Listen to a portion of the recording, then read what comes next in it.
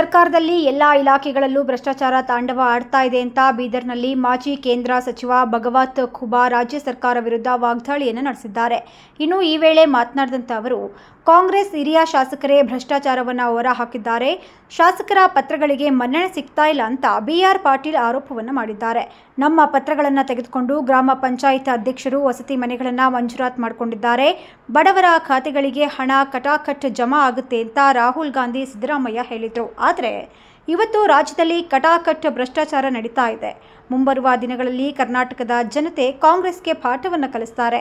ಕಾಂಗ್ರೆಸ್ ನಿರ್ನಾಮ ಮಾಡುವ ಹಂತಕ್ಕೆ ನಾವೆಲ್ಲ ಕೊಂಡೊಯ್ಯೋಣ ಅಂತ ಕಿಡಿಕಾರಿದ್ದಾರೆ.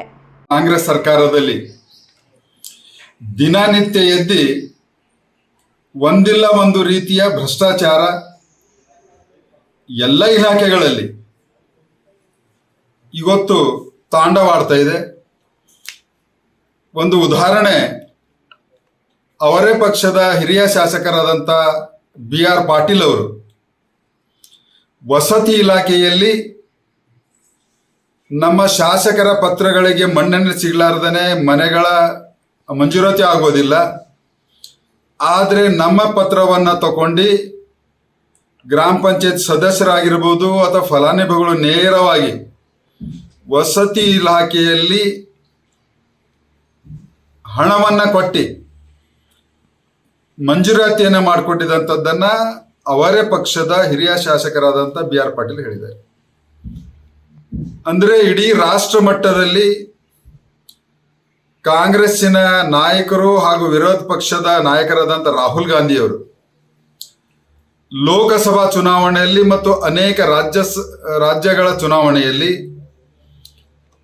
ಬಡವರಿಗೆ ಸವಲತ್ತುಗಳನ್ನು ಖಟಾಖಟ್ ನಾವು ಕೊಡ್ತೀವಿ ಅನ್ನುವಂಥದ್ದನ್ನು ಹೇಳಿದ್ದು ಮತ್ತು 2023 ಚುನಾವಣೆ ಮುಂಚೆ ಸಿದ್ದರಾಮಯ್ಯನವರು ನಿಮ್ಮೆಲ್ಲರ ಖಾತೆಗಳಿಗೆ ಖಟಾಖಟ್ ಹಣವನ್ನು ಜಮಾ ಆಗ್ತಿದೆ ಅಂತ ಹೇಳಿರೋದು ಇವತ್ತು ಅವರ ಖಟಾಖಟ್ಟಿನ ಅರ್ಥ ಮತ್ತು ಸಾಬೀತು ಭ್ರಷ್ಟಾಚಾರವನ್ನು ಮಾಡಬೇಕು. ಖಟಾಖಟ್ ಭ್ರಷ್ಟಾಚಾರವನ್ನು ಮಾಡಿ ಬಡವರನ್ನ, ದೀನರನ್ನ, ದಲಿತರನ್ನ, ರೈತರನ್ನ ಕರ್ನಾಟಕಕ್ಕೆ ದಿವಾಳಿ ಮಾಡಿದ್ದಾರೆ. ಈಗಾಗಲೇ ಮತ್ತಷ್ಟು ಬಡವರ ಜೀವನ ದುಸ್ಥಿತಿಗೆ ತಳ್ಳುವಂಥ ಪರಿಸ್ಥಿತಿಯನ್ನು ಇವತ್ತು ಕಾಂಗ್ರೆಸ್ನವರು ತಂದಿದ್ದಾರೆ. ಹೀಗಾಗಿ ಇಂತಹ ಕಾಂಗ್ರೆಸ್ ಖಂಡನೀಯ. ಕರ್ನಾಟಕದ ಮಹಾಜನತೆ ಅವರಿಗೆ ಮುಂಬರುವಂಥ ದಿನಗಳಲ್ಲಿ ಖಂಡಿತವಾಗಿಯೂ ಪಾಠ ಕಲಿಸ್ತಾರೆ. ಅವರ ಖಟಖಟ್ಟಿನ ಅರ್ಥ ಮತ್ತು ಮರ್ಮ ಇವತ್ತು ಇಡೀ ದೇಶದಲ್ಲಿ, ಅದು ವಿಶೇಷವಾಗಿ ಕರ್ನಾಟಕದ ರಾಜ್ಯ ಸರ್ಕಾರದಲ್ಲಿ ಸ್ಪಷ್ಟವಾಗಿ ಅನುಭವ ಆಗ್ತಾ ಇದೆ. ಇಂಥದಕ್ಕೆ ನಾವೆಲ್ಲರೂ ವಿರೋಧಿಸಬೇಕಾಗಿದೆ. ಮುಂದಿನ ದಿನಗಳಲ್ಲಿ ಸಂಘರ್ಷವನ್ನು ಮಾಡಬೇಕಾಗಿದೆ. ಆ ಸಂಘರ್ಷಕ್ಕೆ ಭಾರತೀಯ ಜನತಾ ಪಕ್ಷ ಒಂದು ವಿರೋಧ ಪಕ್ಷವಾಗಿ ಖಂಡಿತವಾಗಿ ನಿಮ್ಮೆಲ್ಲರ ಜೊತೆ ನಿಂತ್ಕೊಳ್ತದೆ. ನಿಮ್ಮ ಸಹಕಾರ ಇರಲಿ. ಈ ಕಾಂಗ್ರೆಸ್ಸನ್ನು ನಿರ್ನಾಮ ಮಾಡುವ ಹಂತಕ್ಕೆ ನಾವು ಕೊಂಡೊಯ್ಯೋಣ ಅನ್ನುವಂಥದ್ದನ್ನು ಕರ್ನಾಟಕದ ಬಡವರಿಗೆ ನಾನು ವಿನಂತಿಯನ್ನು ಮಾಡಿಕೊಳ್ತೇನೆ. ನ್ಯೂಸ್ ಅಲರ್ಟ್, ನಿಮ್ಮಿಂದ ನಿಮಗಾಗಿ.